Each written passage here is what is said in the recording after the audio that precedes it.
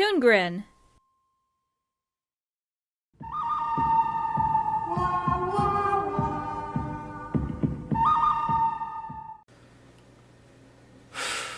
I'm upset, people. I'm upset. We live in the year 2012, and comic book movies still manage to suck. Why? Why can't comic book movies be epic? Like this!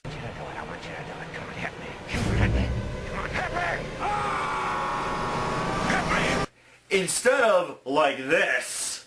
What killed the dinosaurs? The Ice Age!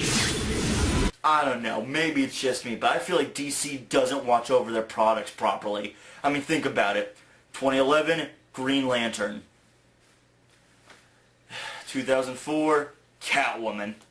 And somewhere amidst between this shit sandwich in 2010, we had Jonah Hex.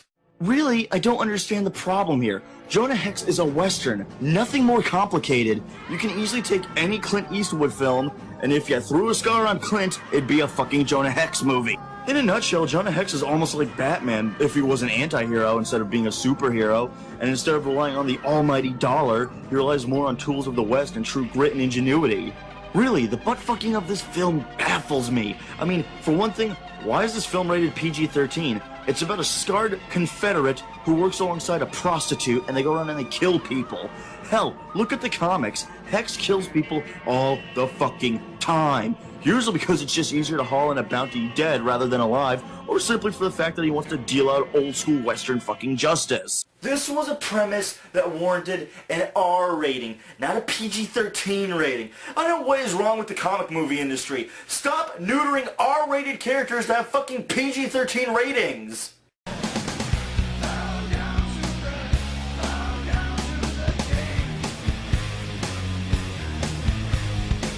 Yes, I'm well aware of Guy Ritchie's attempt to make a PG-13 Lobo movie.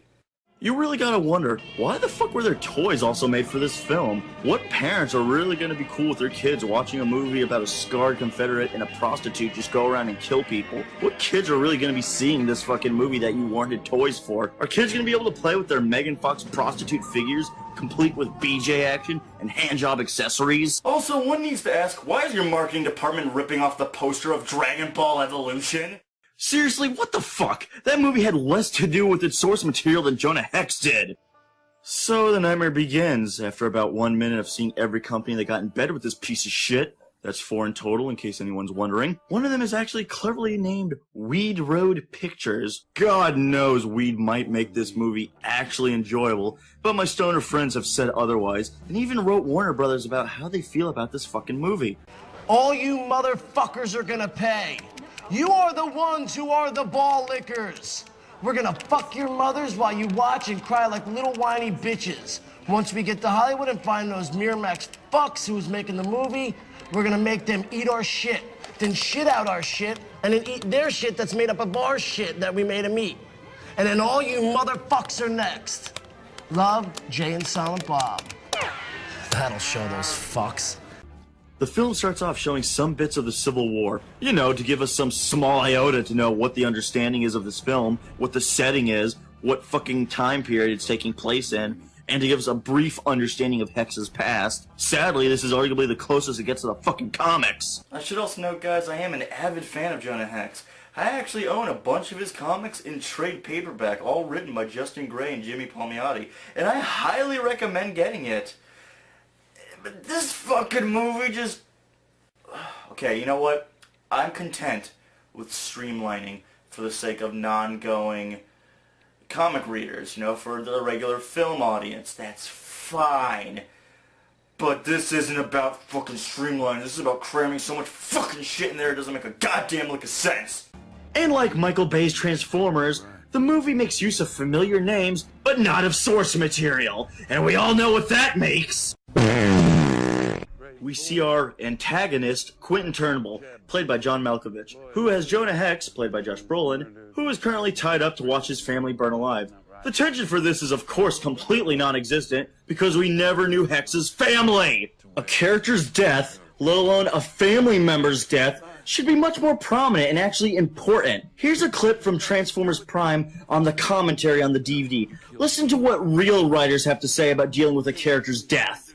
Cliffjumper's going to die in the first 5 minutes, but his death is going to be something that has a profound effect on all of the Autobots throughout the first season. Yeah, That's, for sure. Look, if you're going to kill a character, do it for the right reasons. Do it because it actually has a major impact on story. Nothing is more frustrating than you sort of kill off a character because it's easy.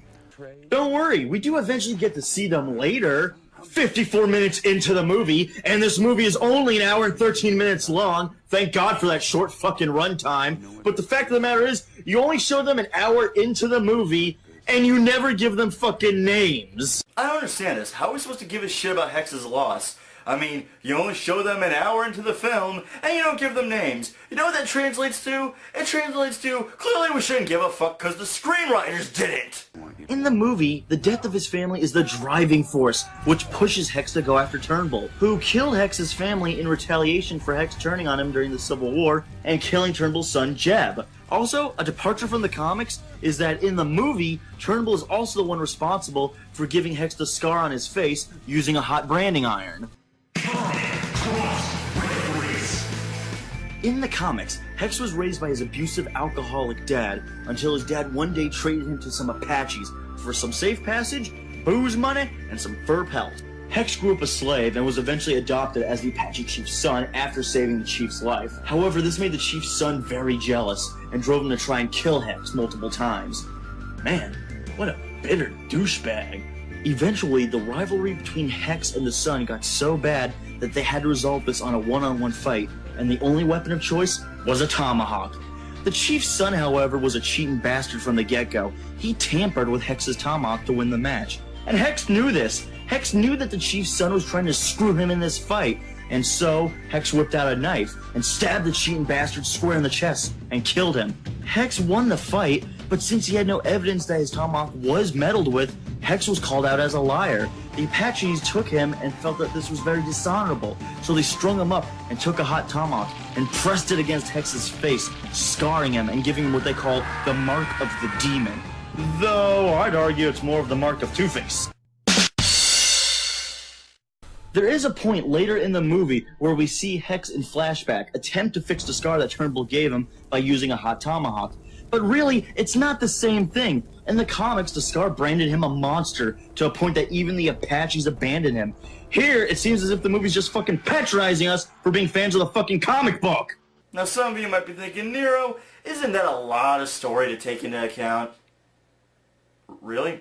I mean, you could just stick it in through small flashbacks throughout the movie, like, oh, fuck, what movie was it that did that really well? Batman Begins! Throughout the course of Batman Begins, we get backstory on Bruce Wayne. What happened to him? What led to him becoming Batman? This movie doesn't even try that. There are some flashbacks throughout it, sure, but they're so fucking jumbled and make no fucking sense. They might as well just be removed from the final cut of the film to try and make the story more cohesive. But I digress. After getting scarred by Turnbull, we jump forward a few years, and Hex is delivering a bounty, because at least something in this movie should resemble the fucking comic it's based on. Stop. What the fuck is this shit? Is that really the scar we're gonna go with? Shit, that looks like the makeup department slapped hamburger meat on a Brolin's face. Jonah's scar is a lot more prominent. You should be seeing exposed teeth and shit. Not to mention, his eye is supposed to be pretty warped from the scarring. Hell, in some accounts in the comics, he's blind in that eye. Here, his eye looks perfectly fucking fine. So, in accordance to Cliché 616, Hex attempts to turn in his bounty, and would you know it, the officials who hired him for the job are corrupted, and they don't want to pay him and attempt to kill him. But you're paid all the same. Oh, hell, Mr. Hex. There's an unscrupulous man or two paid double that for your stinking hide. Just shoot them and get it over with.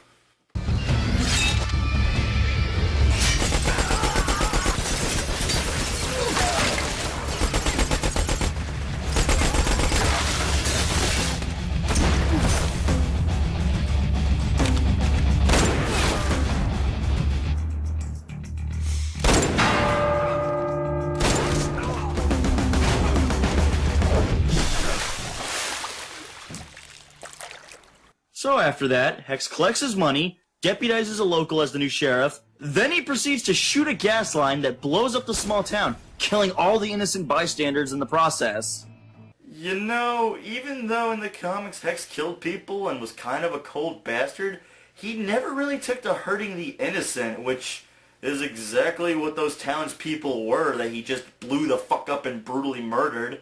So, yeah, as far as I'm concerned in your shitty movie, Hex is just a fucking villain at this point. Epic fail. Oh, also, enjoy the burning infernos. Seems everywhere Hex goes, it results into a fire happening. God, it's like Michael Bay directed this piece of shit. Hey, don't forget the one that killed his family. Thank you. Elsewhere, a train is being hit up by none other than Quentin Turnbull, who is stealing its cargo. It is revealed early on in the film that Turnbull has been in hiding and even faked his death to escape the following wrath of Jonah Hex. You're sure? Absolutely sure it was Turnbull? Positive, President Grant. Bastard must have faked his own death. You know, isn't the point of faking your own death beneficial when you use it by staying hidden? Again, I refer you to the genius that is Christopher Nolan with Batman Begins, whereas in Ra's al Ghul fakes his own death and then returns in the third act at the surprise of his protagonist. Here the dumbass blows the fuck out of a train and proceeds to continue his actions out in the open, thus making it easy to locate him, thus making him fake his death entirely fucking pointless. Turnbull, I implore you, please. Stop acting so stupid! So, President Grant sends his lieutenant, who strangely enough has no name within the confines of the film, to go and find Hex, who is where else but banging a prostitute. And who plays this prostitute, you may ask?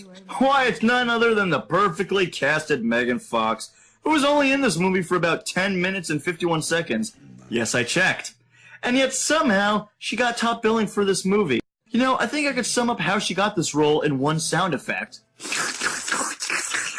Megan Fox's character is a prostitute named Lila, whose real name is actually Tallulah Black, and I decided to look this up to see if this was in the comics, and Tallulah Black was. And doesn't Megan's character look exactly like she does in the comics? Isn't it good we didn't change a single thing, so we can actually recognize characters from the source material? Ha ha, yes. Also, what the fuck is with Megan's face? It looks like she's made of plastic or some shit, like she's been photoshopped. Look over at Josh Brolin there. You can see every fucking pore on this man's face. But Megan looks like a fucking toy. Yeah! So don't forget to pick up your Megan Fox toy today, complete with hand job, gorilla grip, and BJ action. So after a night of sex, Jonah is found by Grant's men, and they bring him to their campsite. It's here we of course get the stereotypical great cliche of movies such as the government official that hates the protagonist because, let's face it, this movie fought tooth and nail to make sure nothing original took place in it. The boy told me to talk to you. Where's Turnbull? President seems to think that you're special. Magic, even. We'll just see about that. You don't know, do you? Oh, we know.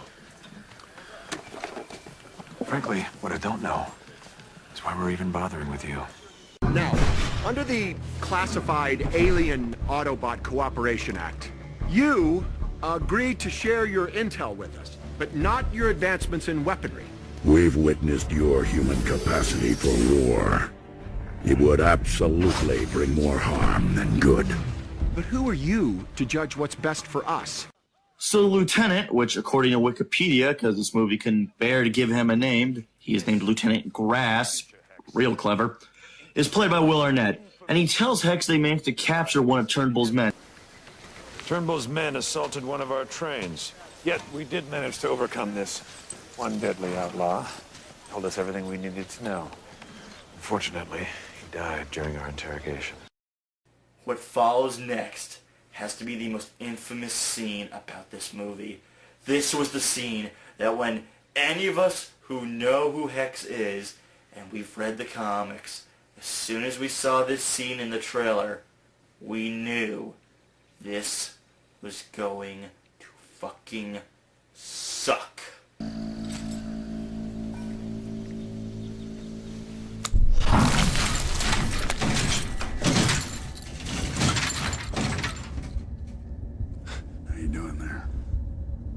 What's happening to me? Afraid you're dead, friend. How can Yes, you are not imagining this. Jonah Hex, a character who in the history of his run in comics, at least to my account, who has never had superpowers, is given the superpower of pushing up daisies. He can touch the dead and revive them so long as he's in contact with them. Now, I'm sure some of you fanboys out there are wondering, you want an explanation to this. Well, I got some good news. Okay, not good, but I got news. The movie does explain how he got these powers. And here it is.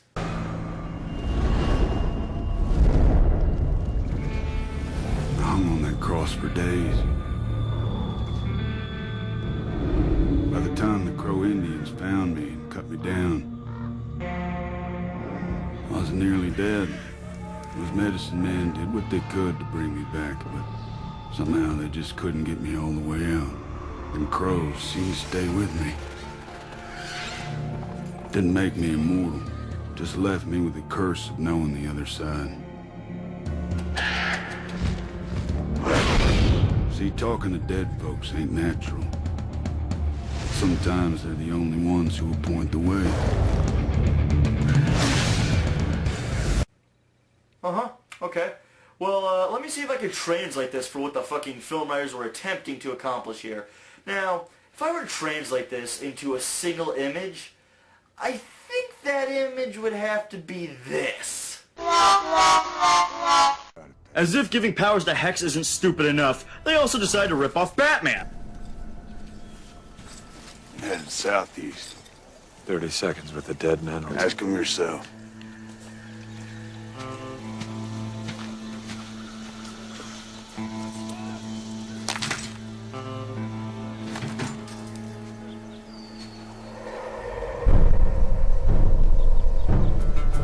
If I get him to you, can you get him to talk? I'll get him to sing. We're going after the mob's life savings. Things will get ugly. I knew the risk when I took this job, Lieutenant. How will you get him back in? He does that. So Hex is off, and in the meantime, it's revealed what the other object Turnbull stole is. And would you like to take a shitty guess what he stole? Dragon Balls!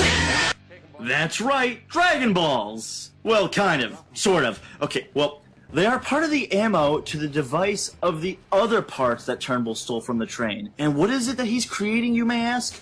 Well, isn't it obvious? It's a doomsday device! Okay, don't worry, Neuronex. Don't worry. There's an explanation for this, too. Do you know who Eli Whitney was? I'm a very undereducated man, Mr. Turnbull. Are we talking about Whitney Sr. or Jr.? Senior. After he invented the cotton gin and started the Industrial Revolution, he went to work for the U.S. military, special projects. He pioneered the use of component parts and firearms, new combustibles for munitions, and more or less, he single-handedly invented modern warfare. So as an exercise, they asked him to design a super weapon, a nation killer. Cotton gin? Doomsday device. What the fuck was Eli Whitney's mindset when he invented this nation destroyer? I wanted to do something to help mankind. How the fuck was that supposed to benefit mankind? Yeah. I guess I didn't think that one through too well. So Hex arrives at South Carolina and does manage to find the tent that the corpse was talking about. Runs a fat tent. Down South Carolina. Wow, I gotta admit, with vague directions like that, you think it would have been impossible to find the tent. But nope, it's remarkable at the tracking skills of Hex, as he managed to find the one specific tent that he needed in all of South Carolina. So Hex arrives at the tent and begins to ask around for Turnbull. Never mind the Snake Man fight happening in the background. This scene is horribly shot, with the camera constantly cutting in between what Hex is talking about and what crazy shit's going on in the fight pit. Honestly, I would really like to know, what was the mindset of the writers for this movie? So Hex gets an idea to go talk to Jeb Turnbull, who used to be Jonah's best friend till Jonah killed him during the Civil War. Why don't you ask your dead friend Jeb? I reckon you could catch up with him in hell. You know, Colonel, a mighty good idea. Jonah heads for Jeb's grave, but not before setting that tent into a blazing inferno. Arriving at Jeb's grave, Hex uses his magical pushing up daisy powers to resurrect Jeb to talk to him about his crazy daddy. But all I can think about is how Jeb died. And yes, that is Jeffrey Dean Morgan, who is the comedian in Watchmen, who is also uncredited for appearing in this movie. Smart career move on Jeffrey's part, I gotta tell you. Fort Resurrection. He's holed up there. I guess you two can finally have it out once and for all. So with the knowledge in hand, Hex is on his way, but not before stopping off to get some equipment. And let me know if this seems familiar. Thought you'd never ask. Now that's more like it, Mr. Wayne. That's right, the filmmakers of Hex continue to rip off Nolan by giving Jonah a black friend who is his gadgeteer, much like how Lucius Fox is to Batman. Also, if this was just after the slaves were freed, I strongly doubt a black man would own his own store. I really wonder, was the script for this just some old Batman script that never saw the light of day, that these two geniuses just came across and then hit Control Replace in Word and replaced Batman with Jonah Hex? Because I gotta tell ya, it certainly feels that way. So armed and ready to go, Hex rips off the entrance from Teenage Mutant Ninja Turtles the movie.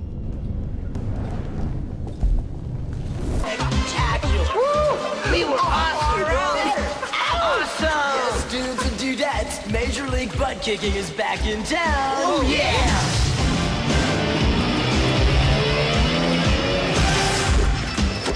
Awesome! Beautiful, and a fight ensues that would make Michael Bay jizz his fucking pants.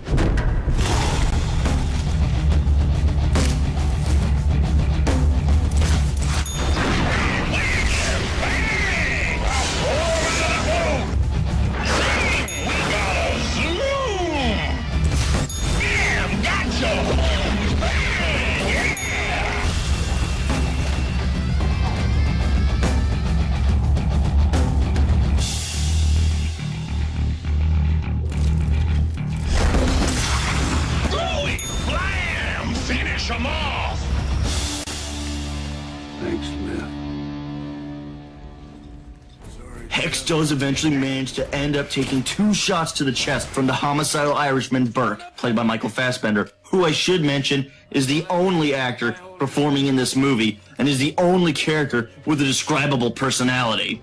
In a nutshell, he's evil and he fucking enjoys it. And I know that's basic and not really a deep character, but really he's the only enjoyable thing about this fucking movie. My friend and I best described him as Riddler meets Alex DeLarge.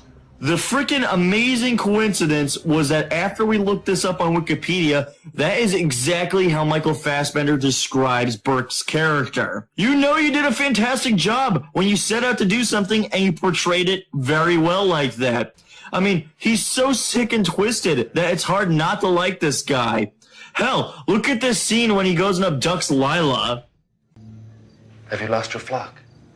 I'm done working for the night.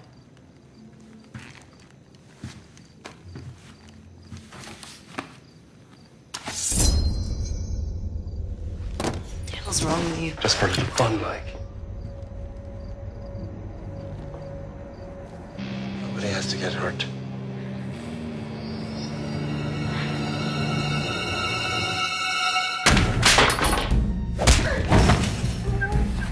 Oh, God.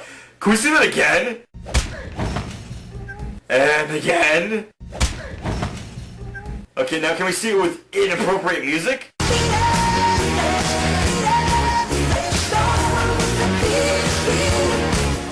Oh, that's just fantastic! I don't know about fantastic. I do! So Hex does manage to escape from Burke despite taking 2 shotgun shells to the chest. There is no explanation. I gave the bastard 2 barrels straight in the chest. By all rights, he should be as dead as Billy here. Burke, come on now. Don't go point out the problems in the script. Besides, I'm sure Hex is fine.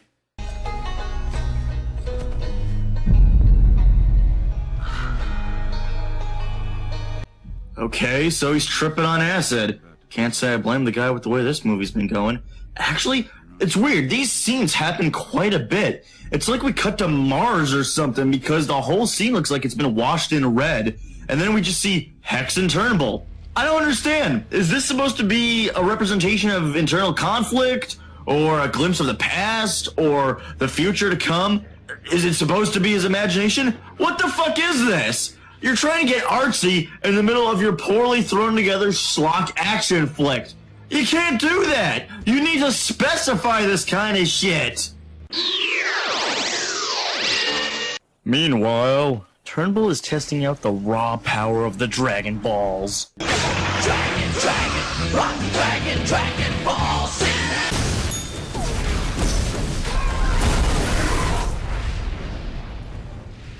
Again, I ask, what was the point of making this thing? How is this going to help anyone? Yeah. I guess I didn't think that one through too well. Okay, let's recap here. Turnbull's got the Doomsday device. They got Megan Fox.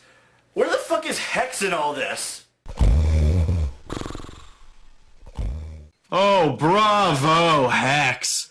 Laying on your back like Megan Fox while ironically she was kidnapped. Man, don't take that shit lying down. Seriously though, guys, he's been completely fucking KO'd from the bullets to the chest instead of just being dead. Whatever. And he's in luck because he happened to have just collapsed next to the "we just happen to be nearby" tribe that just happens to be nearby, and they actually begin a ritual to start healing Hex. Crazy coincidence. Right? Again, this is amazing that Hex managed to collapse right next to the same exact Indian tribe that managed to heal him the first time.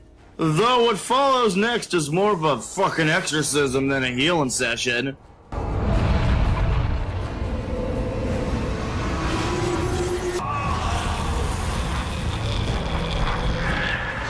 Fuck this. And the weak shall perish in the shadow of a rising darkness.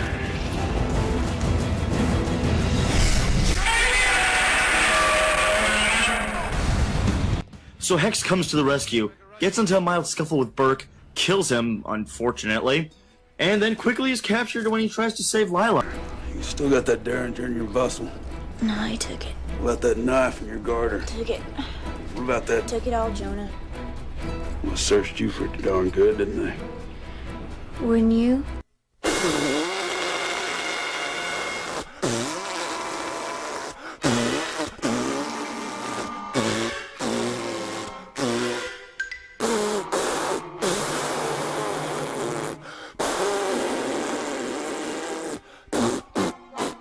Wait!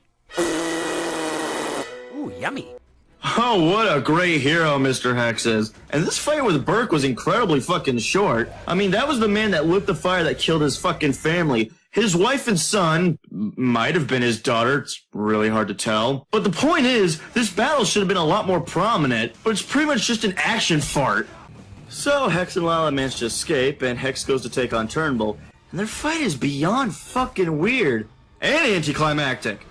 The fight constantly flashes between that bizarre Mars setting and then back to the fight in reality, and it goes on as one would expect it to. Hex is getting his ass kicked, and then all of a sudden he's got the power within, and he turns around and just wails on a bitch. I want you to watch. Watch this.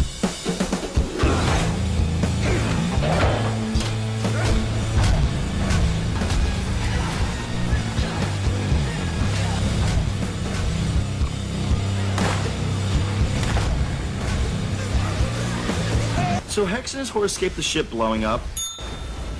Hex is then paid for his services, though he was basically shanghaied at gunpoint to join them. And the film attempts to do a cliché Western heroic ending. What's going on? Well, in order to satisfy the needs of the collective, the hero must abandon the self and solidify his image as an icon that will forever be remembered. So this is the sunset shot. Uh-huh.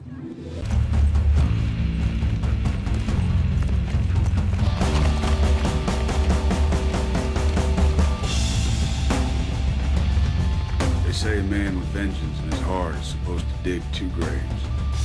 One for his enemy, and one for himself. Well, I guess mine will just have to wait.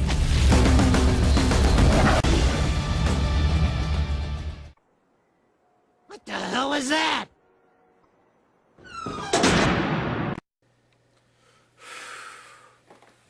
So, how to sum up this film? Well, I want to be clear. I did watch this with a friend of mine. My buddy Verbasin watched this with me.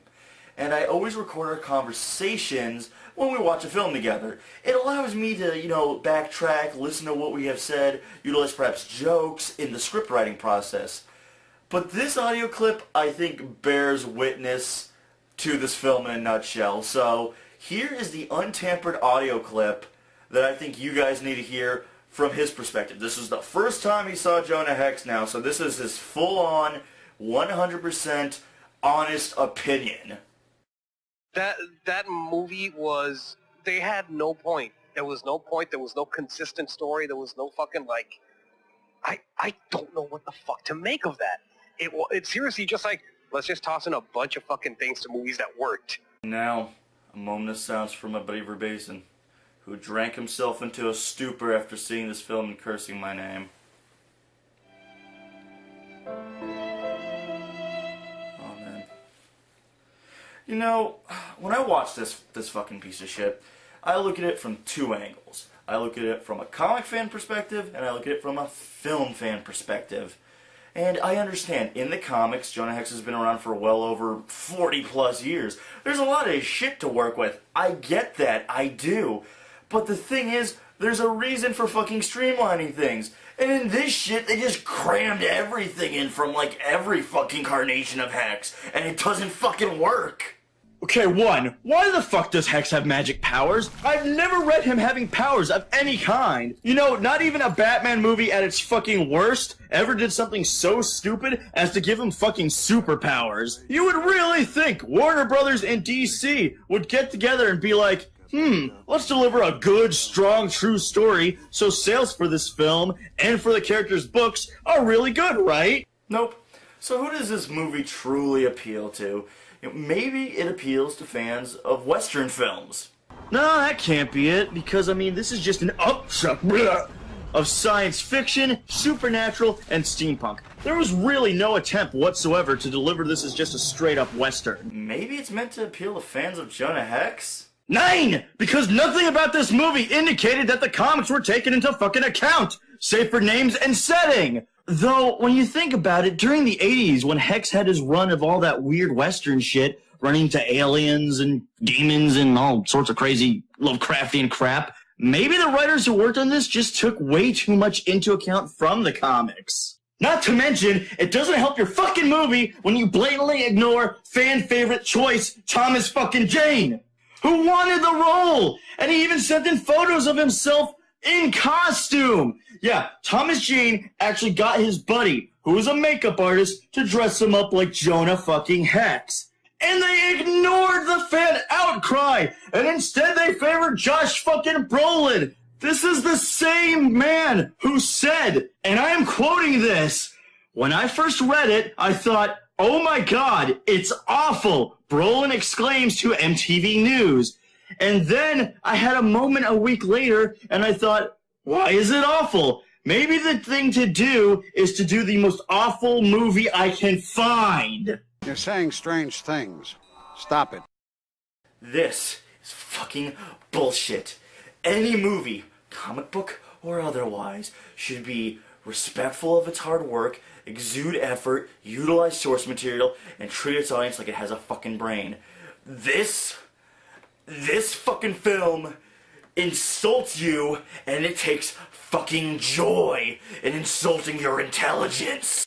Peter Jackson did not dick around when he made Lord of the Rings. Neither did Nolan with Batman. And he took some creative liberties, yes, but for a purpose. To tell Batman in a realistic setting. So, instead of hiring the writers from Crank, who clearly don't know how to write a Western, you should be hiring Justin Gray and Jimmy Palmiotti, the authors who have been writing Jonah Hex since 2005, and is still to this day writing Jonah Hex books for DC Comics!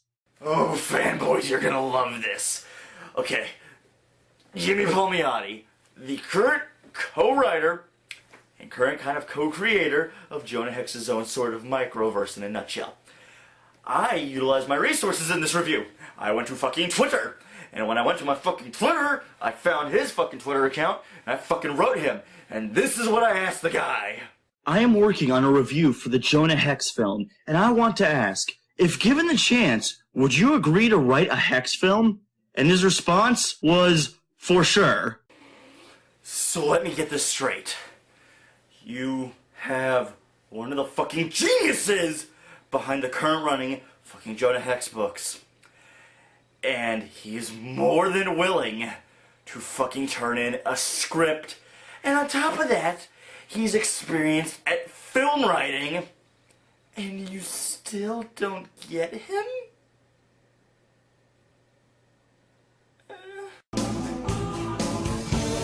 I'm going slightly mad.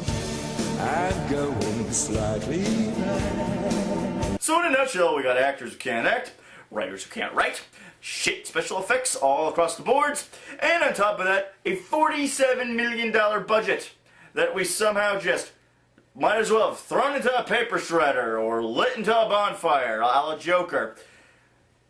Oh, this movie was such a flop.